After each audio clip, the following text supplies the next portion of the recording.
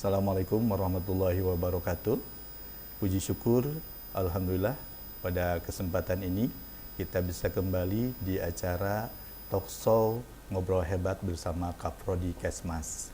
Hebat ini merupakan kepanjangan dari Harmoni Edukasi bersama Akademika Terbaik.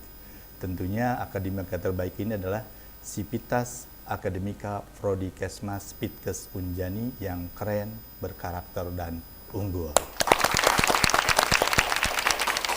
Program ini ditujukan untuk memberikan apresiasi dan penghargaan kepada segenap sivitas akademika Prodi Kesmas yang memiliki karya dan juga prestasi baik akademik maupun non-akademik pada tataran lokal, nasional, dan internasional.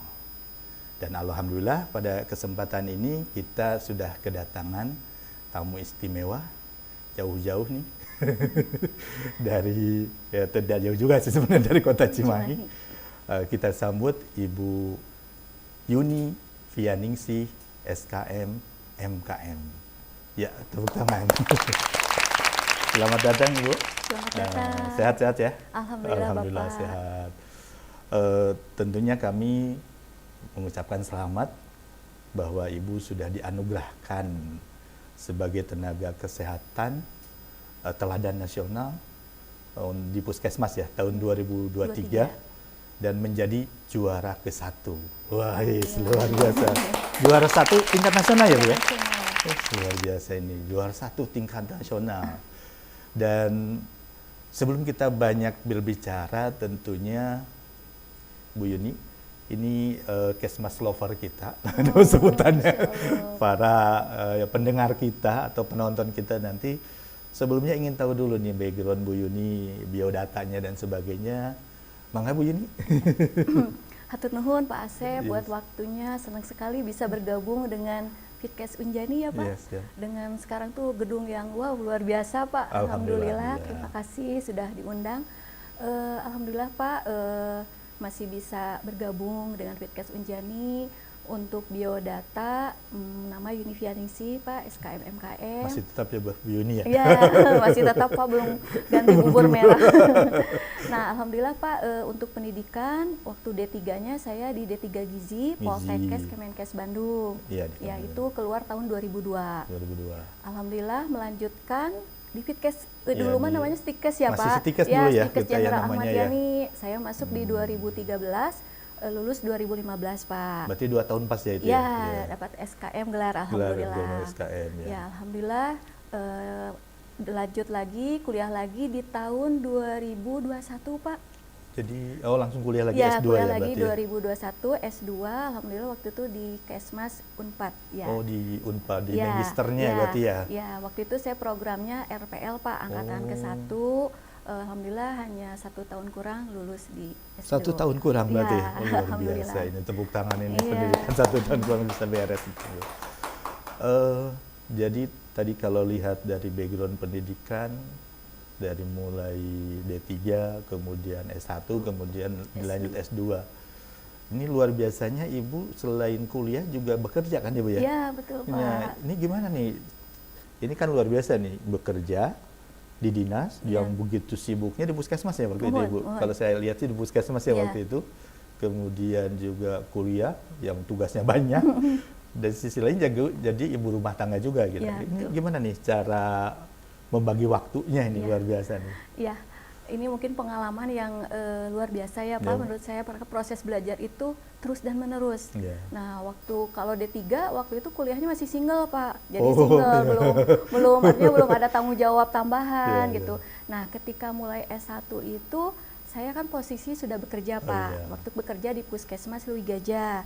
Nah, di Lui Gajah, bukan di Ciberem ya Bu ya? Lui Gajah dulu Pak. Jadi 7 tahun itu di Puskesmas Lui Gajah saya tugas pengen melanjutkan kuliah. Nah, jadi waktu itu memang izin belajar Pak.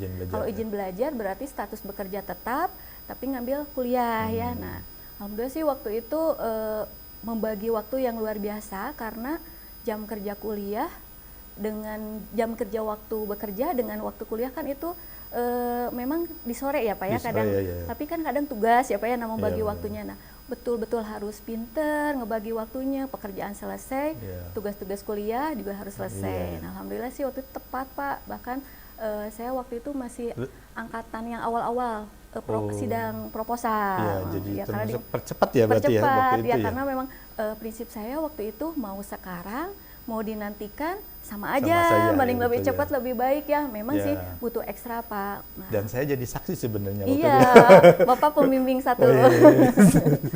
Jadi lulus tepat waktu waktu itu ya. Alhamdulillah. Jadi memang tipsnya sih Pak, memang yang bekerja juga bisa Pak, insya Allah membagi waktu, apalagi yang istilah kita banget yang belum bekerja. Jadi memang kembali lagi ke diri kita. Ya, istilahnya berarti kembali ke motivasi diri kita masing-masing ya. Luar biasa. Dulu tuh ngambilnya peminatannya apa Bu? Peminatannya karena waktu itu belum ada gizi ya Pak ya, padahal background saya gizi, tapi saya dapat saran, arahan masuk peminatan AKK Pak.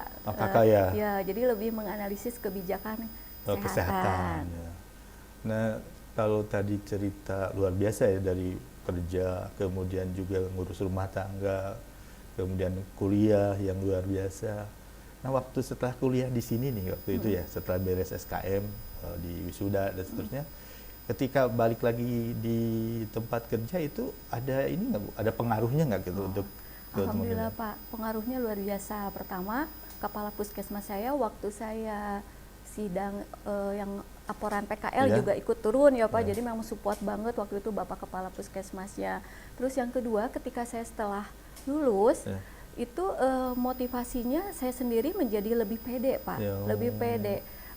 Kalau dulu istilahnya ya pedenya mungkin berapa persen, kalau sekarang setelah wah saya sudah sekarang SKM nih harus lebih pede, jadi kalau ngobrol di depan, bicara di depan itu semakin pede. Berarti ilmu AKK-nya terus kepake analisis ya, Pak, sama analisisnya. Analisis ya, di puskesmas ada analisis juga ya? Ada, kan kita menganalisis program ya Pak, pasti di puskesmas itu kayak cakupan yang masih rendah seperti apa, harus mencari solusi permasalahannya. Nah, alhamdulillah ilmu kebijakan kesehatannya terpakai sekali Pak. Itu berarti dari puskesmas Leuwi Gajah ya Bu ya? Leuwi Gajah dulu Pak. Ya. Terus lalu di Leuwi Gajah, kemudian ke Ciberem, tadi juga membuat inovasi ya waktu itu ya. Apakah dari inovasi yang dibuat ini yang kemudian Ibu mengikuti program ini ya, pemilihan atau lomba tenaga kesehatan teladan gitu? Seperti itu kira-kira gimana? Ya, betul Bapak. Ya, sebetulnya pas waktu saya di Puskesmas Leuwi Gajah juga sudah ikut Pak. Itu teladan tahun 2014. Itu tingkat nasional. Kota Cimahi? Tingkat. Jadi sebetulnya sudah kedua kalinya ini Pak. Waktu itu pas 2014 itu status waktu mahasiswa Pak. Sama Pak SBY, waktu itu penganugerahannya. Alhamdulillah. Juara 1 juga? Waktu itu tidak ada ranking, karena hanya dari juara 1 provinsi diundang ke Jakarta menjadi juara nasional. Nah, jadi waktu 2014 teh, waktu posisi jadi mahasiswa Pak, jadi mahasiswa, dan lagi kerja. Nah, tapi di Puskesmas Leuwi Gajah, dan alhamdulillah 8 tahun kemudian saya tugas di Puskesmas Ciberem mengikuti lagi lomba nakes teladan tingkat nasional. Tingkat nasional. Ya. Tentu kalau tingkat nasional, sebelum nasional kan ada tingkat kota dan juga provinsi pastinya. Itu gimana Bu? Kelewati juga itu? Ya. Awalnya memang pertama seleksi tingkat kota dulu Pak. Tingkat kota Cimahi itu ada 13 puskesmas, semua nutrisionisnya itu seleksi dulu Pak. Dari uji tulis, uji wawancara, uji presentasi, sama makalah. Kayak kuliah lagi ya? Iya, terus diambil juara 1 Pak. Dan juara 1-nya mendapat SK dari Wali Kota. Wali Kota ya untuk tingkat Cimahi ya betul Pak.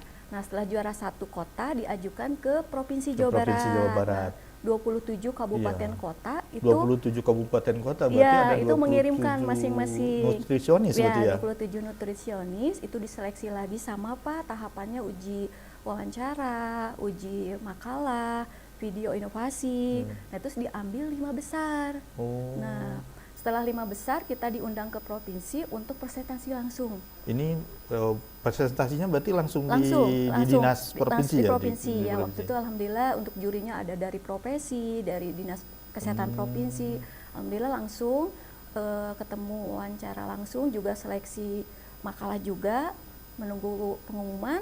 akhirnya diambil juara 1 Pak. Nah, alhamdulillah juara 1 provinsi di tahun 2023. Berarti pernah juara 1 tingkat provinsi juga? Iya, luar karena biasa kalau ini. kalau untuk ke nasional itu syaratnya harus juara 1. Juara 1 ya? Juara 1 betul, provinsi. Luar biasa. Ya, alhamdulillah setelah dapat juara 1 provinsi, diajukan lagi untuk mengikuti seleksi tahap nasional. Berarti oleh provinsi yang oleh mengajukan provinsi yang mengajukan, berjenjang kan ya Pak, provinsi betul, yang mengajukan, yaitu gubernur Jawa Barat mengajukan ke nasional itu dengan 36 provinsi. Iya, betul. Diseleksi lagi Pak waktu itu dari 36, dari makalah, dari video kita, dari berkas-berkas kita. Itu makalah, video dan semuanya itu masih yang lama atau yang baru lagi gitu? Ya, yang lanjutan dari provinsi. Ya. Nah, setelah itu dari 36 diambil 10 besar. Nah, 10 besar dilanjut dengan tahap selanjutnya, yaitu dengan seleksi wawancara, presentasi oleh Kemenkes Pak langsung. Oleh Kemenkes langsung ya? Mohon dari 10 itu alhamdulillah diambil 6 besar yang diundang ke Jakarta. Nah, alhamdulillah dari 6 itu di ranking Pak, dan alhamdulillah masuk juara 1 nasional. Luar biasa ini. Ini prestasi yang luar biasa, berjenjang dari kota ke provinsi langsung ke nasional. Di nasional juara 1 lagi ya, luar biasa ini. Ini tentu sekali lagi kami sangat berbahagia dan bangga sebagai Sivitas Akademika sudah menorehkan yang dari tingkat lokal, nasional sampai mungkin nanti internasional. Mudah-mudahan kita doakan ya, mudah-mudahan bisa sampai ke sana. Nah, selanjutnya tentu Bu, ini persiapannya begitu panjang gitu ya, begitu panjang. Sejauh mana tuh persiapannya waktu itu? Ya, persiapannya memang cukup harus cepat ya Pak. Nah, syarat yang utamanya itu inovasi, kita harus punya inovasi. Inovasi yang memang implementasinya jelas Pak, ada terbukti.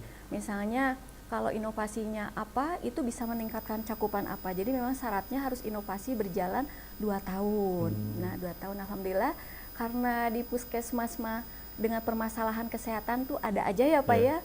Dulu di Lwi Gajah saya punya 2 inovasi. Ketika di Ciberem saya melahirkan inovasi 4. Jadi sudah punya 6 inovasi. Nah, syaratnya memang harus punya inovasi dulu. Inovasi apa aja itu Pak yang 4? Kalau waktu yang pertama itu ada KPASI, terus kedua ada Poskiji. Nah, di Ciberem tuh ada centing gumilan, ada makalor, ada kopdung ASI, dan yang terakhir ini kemon Pak, minuman kelor dan daun lemon. Oh, itu waktu itu kita sama-sama ngomong kelor juga ya orang-orang. Ya, alhamdulillah. Kebetulan di Kesmas juga waktu itu memang Bu Susi itu mengarahkan untuk kelor tuh kita gitu betul. Ya. Jadi luar biasa ini ya, ternyata berdampak juga nih untuk di Puskesmas inovasinya.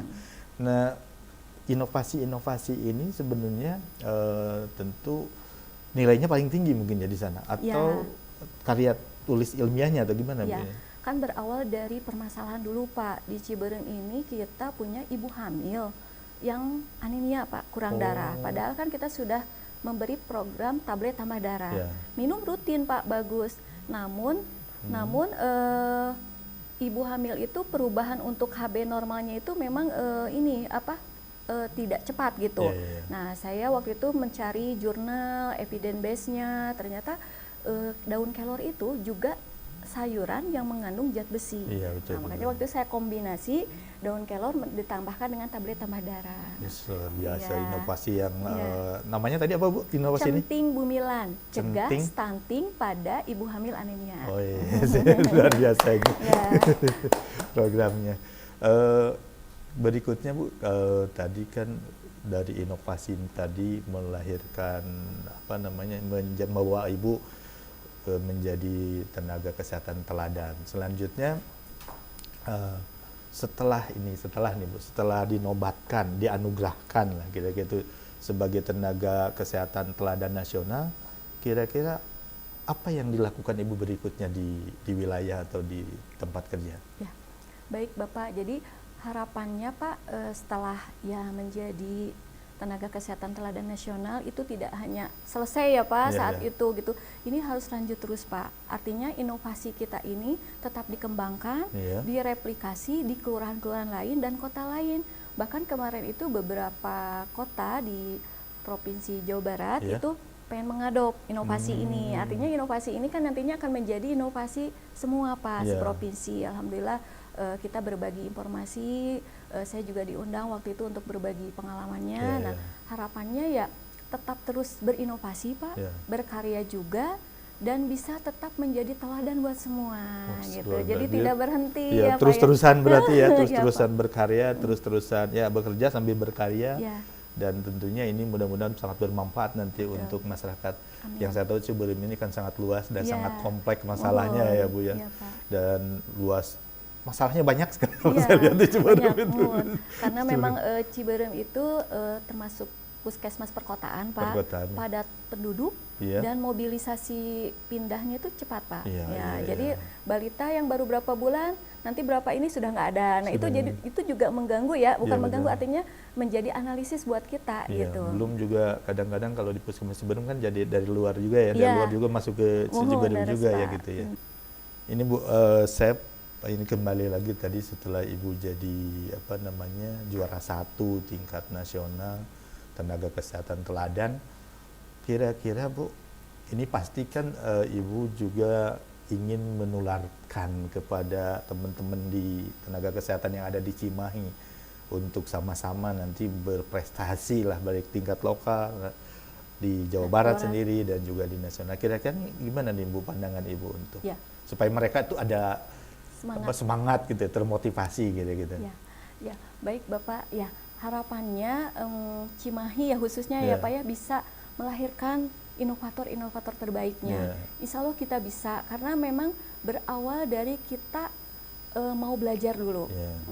Hebat itu tidak harus diawali dengan awalnya hebat ya Pak ya, tapi mulai belajar dulu untuk menjadi hebat. Nah, itu sih prinsip saya Pak. Nah, harapannya untuk teman-teman tenaga kesehatan baik di Kota Cimahi, di Jawa Barat, yuk bersama-sama. Sebetulnya inovasi ini bukan harus yang penting ada, tapi muncul ketika kita ada masalah di depan kita. Nah, bagaimana cari solusinya sehingga muncul inovasi tersebut dan akhirnya kita tuh menjadi berkecimpung gitu Pak menghadapinya. Nah, jadi memang sarannya buat teman-teman nakes khususnya mencoba dulu, kita belajar, kita tidak mesti harus segala sesuatu tuh saya kan nggak bisa, saya nggak ini, kita nggak akan tahu. Jangan minder duluan betul gitu kita nggak akan tahu kalau kita tidak memulai Pak. Artinya berarti harus memulai dari sekarang itu, bagaimana caranya mengenal masalah, memecahkan masalah, di situ nanti akan muncul inovasi-inovasi gitu ya Bu ya. Jadi sebetulnya inovasi itu muncul ketika kita itu di depan kita Pak. Nah, jadi kadang apa ya inovasi yang pas buat ini apa, tapi sebetulnya muncul di depan kita. Oh, ini ada masalah nih. Kenapa balita itu datang ke posyandu itu sedikit? Harus diapain gitu. Nah, akhirnya kita muncul nih ide-ide kreatif gitu. Tapi mungkin juga ada rasa tidak pede gitu. Ini takutnya ini tidak bermanfaat atau kurang greget gimana atau gimana tuh bisa ngatasi begitu ya Bu?